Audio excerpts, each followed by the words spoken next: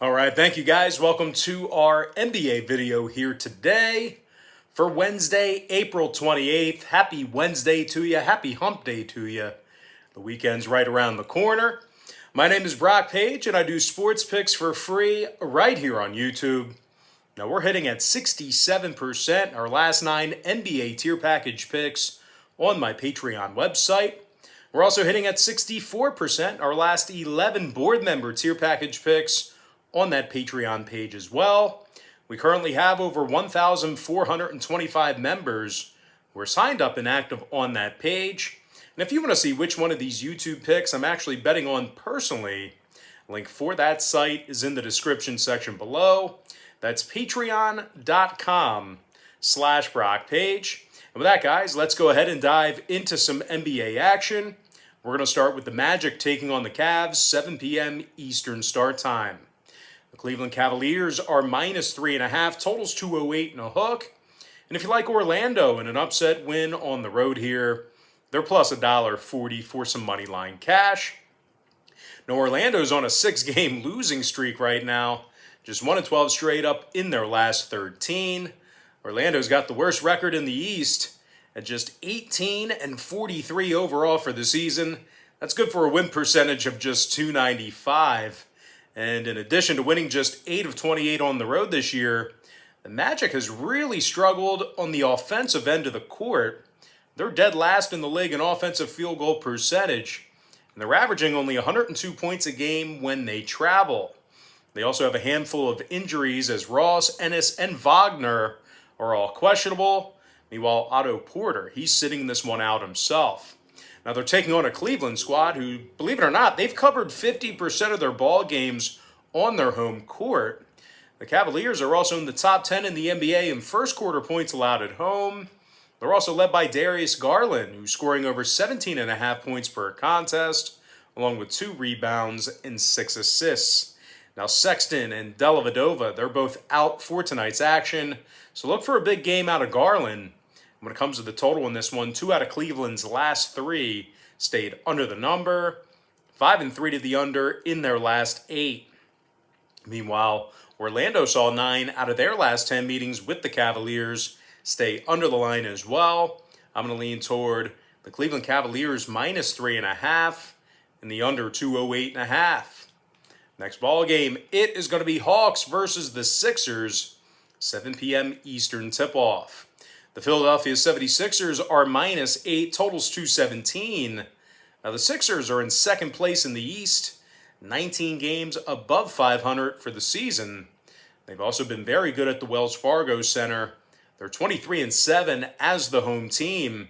They covered the number in 60% of those home games. Now, Philly scores a bunch of points as the official home team. They're in the top 10 in home scoring, top 10 in home three-point percentage. Joel Embiid scoring over 29.5 points per contest, 11 boards, 3 assists for the big man. Meanwhile, Tobias Harris is dropping 20 a game himself, 7 boards and 3 assists for Toby. Now, Philadelphia is one of the better rebounding teams in the entire association right now. They're in the top 10 in both offensive and defensive rebounding. They're taking on an Atlanta squad who's really banged up right now. Their leading scorer, Trae Young, is out indefinitely with an ankle injury. Meanwhile, Snell, Reddish, and Hunter, they're all still out for the Hawks. Herter and Goodwin are doubtful. Atlanta currently has a losing record on the road this season. They're also in the bottom half of the league in fourth quarter points allowed on the road. Now, total-wise, for some reason, I don't know why, I somehow still think this one can get over the number. Atlanta saw 3 out of their last 6 get over the line, 60% to the over in their last 10 meetings with Philly. Meanwhile, the Sixers have gone 17-13 to the over at the Wells Fargo Center. I'm going to lean toward the Philadelphia 76ers minus 8 and the over 217. Next ball game, Bulls versus the Knicks, 7:30 p.m. East. The New York Knicks are minus 4, totals 209.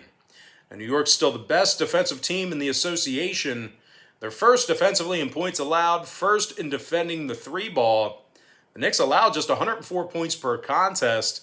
They're limiting their opponents to just 33% shooting from beyond the arc.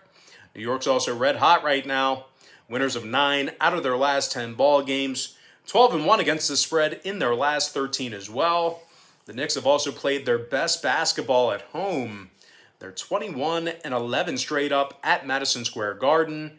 66% against the number in those 32 home games. Julius Randle scoring nearly 24 points a game for New York. 10 rebounds, 6 assists for the forward. Meanwhile, RJ Barrett's dropping 17.5 points per contest himself. 5 rebounds, 2 assists for Barrett. Now they're taking on a Chicago team who's still going to work without their best player, Zach LaVine. He's been out for like a year now in COVID protocol. Get the vaccine, I guess? I don't know. How are you still in COVID protocol after, it feels like a month. It's probably been 10 days. But anyway, the Bulls are nearly double digits below 500 right now, and they've actually been victorious in just 14 of 31 road games. Now, Chicago has struggled a bit on the defensive end of the court this year. They're in the bottom 10 in defensive field goal percentage, dead last in fourth quarter points allowed on the road. And when it comes to the total in this one, Chicago's last 2 straight got over the number, 60% of the over in their last 10. The Bulls are also 18-13 to the over as the road team. Meanwhile, the Knicks saw their last 3 straight get over the line themselves, 80% to the over in their last 10. I'm going to lean toward the New York Knicks -4 and the over 209. Next contest, Hornets, Celtics, 7:30 Eastern Start Time. The Boston Celtics are -6, totals 215.5. Now, this is kind of a big number for a Boston team who's been struggling. They're currently on a 3-game losing streak, and they failed to cover the point spread in 4 out of their last 5. As a matter of fact, Boston lost to the likes of OKC, Chicago, and this very Charlotte team during that stretch. The Celtics are also a bit banged up right now, as Walker's out indefinitely, and Tatum might not play tonight either. The Celtics have struggled a bit offensively this season, at least early in games. They're in the bottom 10 in first quarter scoring, bottom 10 in second quarter scoring as well. Now they're taking on a Charlotte team who won 2 out of their last 3 themselves, and they rank in the top 10 in the NBA in shooting the 3 ball on the road. Terry Rozier scoring over 20 points a game, 4 rebounds, 4 assists for the starting guard. Meanwhile, Devontae Graham is also scoring over 14 points a game himself, 2 rebounds, 5 assists for Graham. The Hornets tend to play really good defense late in games. They're currently in the top 10 in the NBA in third quarter points allowed. They're also in the top 10 in fourth quarter points allowed as well. And when it comes to the scoring in this one, Charlotte is actually 18-14 to the over when traveling, 70% to the over in their last 10 meetings with Boston. Meanwhile, the Celtics saw their last 2 straight get over the line themselves, 60% to the over in their last 10. I'm going to lean toward the Charlotte Hornets +6 and the over 215.5. Next contest, it is going to be Lakers versus the Wizards, 7:30 p.m. East. The Lakers are -1.5, numbers 228. Now, Los Angeles, they've lost 3 out of their last 4 ball games, just 2-6 against the spread in their last 8. Davis, Schroeder, and Caruso, they're all on the injury report here for tonight. The Lakers are also one of the worst offensive teams in the league. They're in the bottom 10 in scoring on average per contest, bottom 10 in shooting the 3 ball. And even when they travel, LA's making just 73% of their free throws away from home. Certainly a low free throw percentage away from home, in that category, especially out of a professional team. Now they're taking on a red-hot Washington team who won 8 out of their last 9 ball games, and they legitimately have a chance at one of these playing games if they can keep winning. The Wizards have gone 7-2 against the number in their last 9 ball games, and they're scoring a bunch of points this year. As a matter of fact, Washington is currently in the top 3 in the entire NBA in home scoring. They're dropping nearly 119 points a game at the Capital One Arena. Bradley Beal scoring over 31 points a game, 4 rebounds, 4 assists for the starting guard. Meanwhile, Russell Westbrook is comfortably averaging a triple-double. He's scoring over 21.5 points a game, along with 11 rebounds and 11 assists. The Wizards have also rebounded quite well on the offensive end of the court. They're in the top 10 in offensive rebounding. And when it comes to the total on this one, 5 out of Washington's last 8 ball games did stay under the number. The Wizards also went 4-2 to the under in their last 6 meetings with the Lakers. Meanwhile, Los Angeles on the other side of things, they are 20-11 to the under when they travel. They're also 36-25 to the under overall for the season. I'm going to lean toward the Washington Wizards plus 1.5 and the under 228.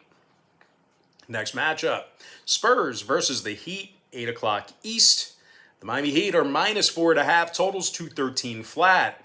Now, Miami's lost 2 out of their last 3 ball games, bottom 5 in the entire NBA in scoring on average per contest. Miami's averaging just 106 points a game, and they also rank in the bottom 3 in offensive rebounding. Now, Vincent, Hero, and Nunn, they're all listed as questionable for Miami. The Heat's also struggled to cover the number on their home court this year. They're just 13-19 against the spread at the American Airlines Arena. Now, they're taking on a San Antonio squad who's on a 3-game winning streak. They also went 5-1 straight up in their last 6. Now, the Spurs have also successfully covered the point spread in 7 out of their last 10 ball games, and they've played exceptional defense on the road this year. They currently rank in the top 10 defensively in points allowed on the road, and in addition to that, they're in the top 3 in defensive three-point percentage. DeMar DeRozan is scoring 21.5 points a game, 4 rebounds, 7 assists for the starting forward. Meanwhile, DeJounte Murray scoring over 15.5 points per contest himself, 7 rebounds, 5 assists for Murray. Now, the Spurs are one of the best road covering, not even just covering, just winning. The Spurs are one of the best road teams in the West. They're currently 18-10 straight up when they travel, 71% against the number in those 28 road games. Now, when it comes to the number in this one, San Antonio is 15-13 to the over when they travel. Miami went 3-0 to the over in their last 3 straight themselves. The Heat's also 5-3 to the over in their last 8. I'm going to lean toward the San Antonio Spurs plus 4.5 and the over 213. Next matchup, Blazers Grizzlies, 9 p.m. Eastern start time. The Memphis Grizzlies are minus 1.5, totals 239. The Memphis dropped 3 out of their last 5 ball games. They also have a losing record on their home court. The Grizzlies have been victorious in just 13 out of 29 home games, and they rank in the bottom 10 in home offensive field goal percentage. Now, the Grizzlies are also in the bottom 10 in defending the 3-ball at home as well. They're taking on a Portland squad who scores a bunch of points on the road. They currently rank in the top 5 in road scoring, and they're also in the top 3 in shooting the 3-ball away from home as well. Damian Lillard, he's scoring over 28 points a night, 4 rebounds, 7.5 assists for Dame time. Meanwhile, Norm Powell scoring 16 points a game with his new team, along with 3 rebounds. Now, the Blazers are making nearly 40% of their three-pointers when they travel. When it comes to the total in this one, Portland went 60% to the under in their last 10, 17-12 to the under away from home. Meanwhile, the Grizzlies are 18-11 to the under at the FedEx Forum. I'm going to lean toward the Portland Trailblazers plus 1.5 and the under 239. Next contest, we're going to take a look at the Pelicans versus the Nuggets, 9 o'clock Eastern tip-off. Now, the Denver Nuggets are minus 4, totals 230.5. Denver's been playing some really good basketball here recently. They're currently on a 2-game winning streak, and they also went 6-1 straight up in their last 7. Now, the Denver Nuggets are currently in 4th place in the West, but they actually find themselves just 4 games back of the top-seeded Utah Jazz. So they're right in the mix. You know, before the season ends, they could very well be in that top spot. The Nuggets have been superb on their home court this year. They're 22-10 straight up at the Ball Arena. They're also in the top 5 in the entire NBA in home scoring. Nikola Jokic is scoring over 26 points a game, 11 boards, 8 assists for the center. Meanwhile, Michael Porter Jr. scoring 18.5 points a night himself, along with 7 rebounds. Now, in addition to being in the top 3 in offensive field goal percentage, The Nuggets also find themselves in the top 3 in defensive rebounding as well. Meanwhile, the Pelicans on the other side of things, they've really struggled on the road this year. Alongside of being 7 games below 500 in the win-loss column, the Pelicans have gotten the W in just 10 of 28 road games. New Orleans sound like Joe Biden. New Orleans, they've also failed to cover the point spread in 6 out of their last 9 outings. The Pelicans' biggest problem this season is their defense. New Orleans is dead last in the NBA in defending the 3-ball on the road. They also allow nearly 117 points a game when they travel as well. When it comes to the total on this one, the Pelicans are 16-12 to the over on the road, 64% to the over for the entire season. Meanwhile, the Nuggets are 20-12 to the over at the Ball Arena, 35-26 to the over for the entire season as well. I'm going to lean toward the Denver Nuggets -4 and the over 230.5. Next ball game, it is going to be Jazz versus the Kings, 10 p.m. Eastern start. The Utah Jazz are -8.5, totals 223. Now Mike Conley's out with a hammy. Donovan Mitchell still out with the ankle. Utah is currently on a 2-game losing streak, and they really struggled to cover the point spread here recently. They've actually failed to cover in 6 out of their last 8 ball games, and that includes 2 outright losses to Minnesota during that stretch. Now, in addition to having a losing record against the spread on the road, Utah is in the bottom 3 in the entire NBA in fourth quarter points allowed away from home. So although Utah's been very, very good this year, borderline dominant, there are a few, problem areas for the Jazz. Now they're taking on a Sacramento team who's certainly having little problems getting on the scoreboard. They're in the top 3 in the NBA in offensive field goal percentage at home, and they average 116 points a game at the Golden One Center. Sacramento's also successfully covered the point spread in 5 out of their last 6 contests. Buddy Hield scoring over 16.5 points per game, 4 rebounds, 3 assists for Hield. Meanwhile, Richaun Holmes is scoring over 14 a game himself, along with 8 boards. Now, total-wise, Sacramento's 19-12 to the over at the Golden One Center. They also went 6-1 to the over in their last 7 games against the Northwest Division. Meanwhile, the Jazz saw 6 out of their last 10 meetings with Sacramento get over the total themselves. I'm going to lean toward the Sacramento Kings +8.5 and the over 223. And with that, guys, we're going to jump into our next and final matchup for the show. It is going to be Clippers versus the Suns, 10 o'clock Eastern Standard Time. The Phoenix Suns are -4 at home, numbers 221 even. Phoenix is currently 1 game behind the Jazz for the top spot in the West. They're currently 43-18 for the season, and that's good for a win percentage of .705. The Suns pretty much do everything well, although they've really been catapulted by their defensive play. Phoenix is currently in the top 5 in home points allowed, top 5 in defending the 3-ball at home as well. Devin Booker is averaging 25.5 points per contest, 4 rebounds, 4.5 assists for the starting guard.